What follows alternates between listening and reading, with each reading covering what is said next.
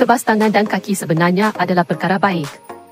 Ini adalah petanda bahawa saluran darah anda sudah tersumbat. Jangan pandang remeh perkara ini. Bila dah tak boleh bangun dari katil, menyesal pun sudah terlambat. Jika anda sudah mula mengalami kebas tangan dan kaki, suka berjalan, mengantuk pada waktu siang, malam bermimpi banyak dan tidur tidak lena, kadang-kadang telinga berdesing, anda mesti segera mengambil minyak krill.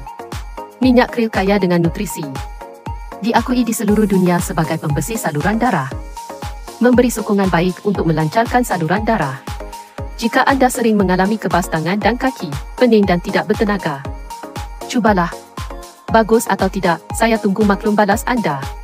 Pada mulanya, ambil 1 kapsul setiap 2 hari. Jika keadaan anda serius, ambil 1 kapsul setiap hari.